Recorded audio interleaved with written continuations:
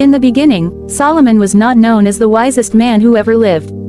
He was not famous. He was not feared. He was simply a young man standing in the shadow of one of the greatest kings Israel had ever known. And the question that opens this story is simple, yet powerful. How does a man who begins with God end up losing everything God gave him? And more importantly, could the same thing happen to us without us even realizing it? Before Solomon ever wore a crown, before gold filled his palace, before nations bowed to his wisdom, there was a fragile moment where his future could have gone in any direction. Imagine being born into greatness but still feeling small inside.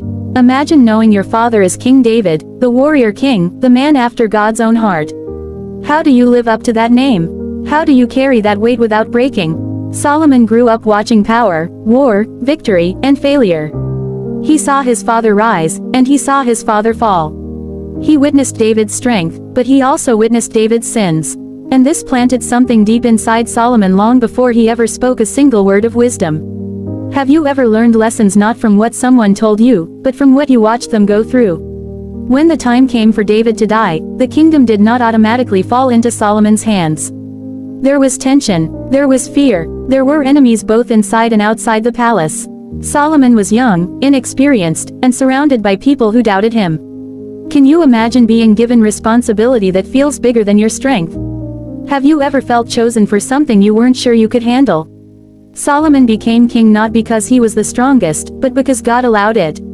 And this is where his story truly begins. One night, God appeared to Solomon in a dream. Not in anger, not in judgment, but with an open invitation. God asked him a question that very few humans have ever been asked. Ask for whatever you want me to give you. Pause and think about that. If God asked you that question today, what would you ask for? Wealth, long life, revenge on your enemies, comfort, fame. Solomon's answer changed history. He did not ask for riches. He did not ask for power. He did not ask for the death of his enemies.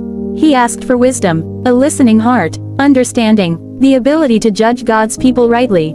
Why did Solomon ask for wisdom instead of wealth? Was it humility, fear, or did he already understand how dangerous power without wisdom could be? God was pleased, and because Solomon asked for wisdom, God gave him something more. Riches, honor, and greatness beyond any king before him. But here is the first question that many people miss. When God gives you more than you asked for, are you prepared to carry it? Or does blessing sometimes become the very thing that destroys us? Solomon's wisdom quickly became known everywhere. People traveled from distant lands just to hear him speak. Kings and queens sought his counsel. His words carried weight. His judgments were sharp and fair. But wisdom alone does not protect the heart. And this is where the danger